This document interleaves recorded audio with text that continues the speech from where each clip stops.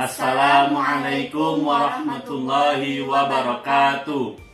Kami mahasiswa program studi Pendidikan Agama Islam Universitas Islam Negeri Sultan Taha Saifuddin Jambi.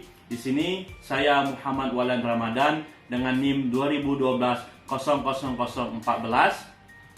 dan rekan saya Winda Riviana dengan NIM 2012-00022. Di sini kami akan membuat video dialog interaktif dalam rangka untuk memenuhi tugas ujian akhir semester dalam mata kuliah Ushul Fiqh 1 dengan dosen pengampu Ibu Rina Juliana MPDI. Halo guys, apa kabar semuanya? How are you today? Haluk, semoga kalian yang melihat video ini sehat selalu. Di sini kami akan dialog interaktif tentang kias. Winda, di dalam kitab Al-Khalsofi Ushul Fiqh karangan Muhammad Hasan itu, beliau mengatakan al-qiyasu lughatan masdar qasun bimakna qadara yuqalu qistul ardu bizira ay qadartuha biha. Al-qiyasu lughatan, kias dengan secara bahasa masdar qasun, maksudnya masdar dengan kias itu sendiri, bimakna dengan makna qadara. Qadara itu bisa seperti menghitung, mengukur, menyamakan atau menyetarakan. Yuqalu qis'atul bizira, maksudnya aku menghitung atau mengukur luas tanah atau bumi itu bizira atau sahasta. Ai qadartu habiyah, maksudnya aku mengukur luas tanah itu.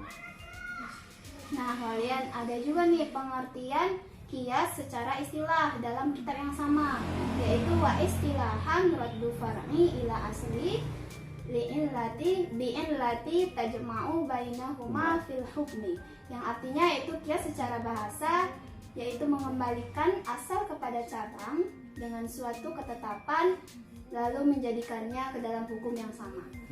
Itu. Ya. Nah, walian, kias itu ada 4 rukunnya. Yang pertama yaitu cabang atau far'u, yang kedua asal, yang ketiga hukum asal, dan yang keempat ilah.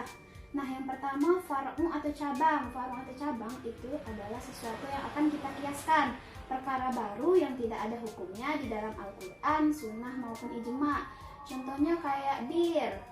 Oh, seperti bir itu bisa dikiaskan dengan alkohol, tua, Ya, benar. atau anggur merah. Ya. Wah, itu enak tuh. Nah, kenapa bir gitu?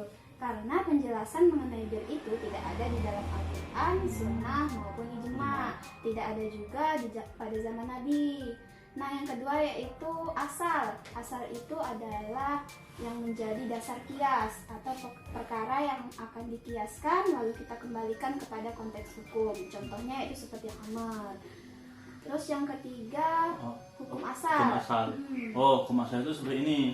Misalnya seperti tadi Winda bilang bahwa hukum asal bir itu adalah khamar.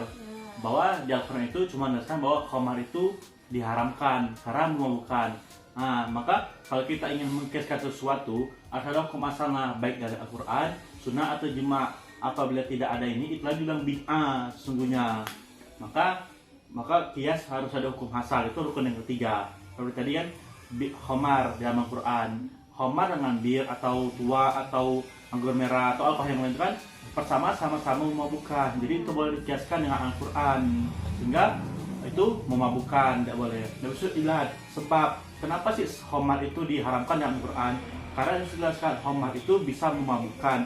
Orang yang mabuk itu bisa hilang akal. Ketika orang itu bisa hilang akal, otomatis merusak akal. Bahwa sungguh Allah itu melarang kita merusak organ tubuh kita atau orang lain. La dirora wala dirora, bahwa jangan menyakiti diri sendiri ataupun orang lain.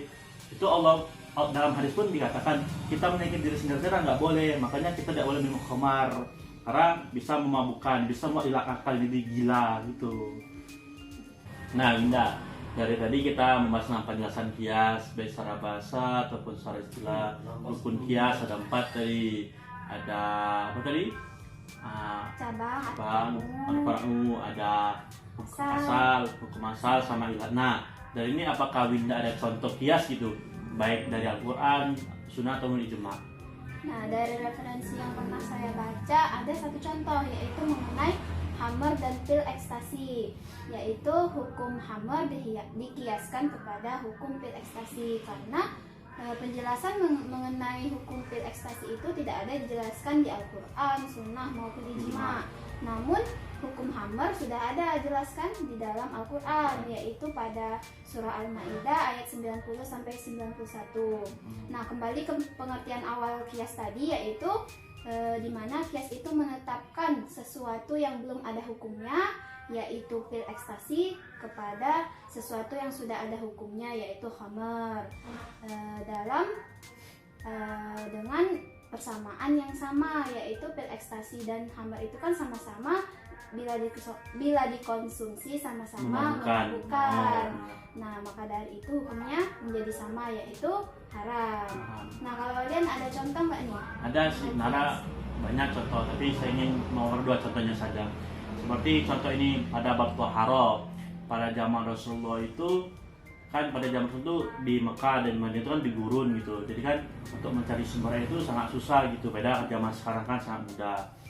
Nah, di sini tuh bahwa Rasulullah itu mengajarkan tohara atau bersuci saat istinja itu menggunakan batu.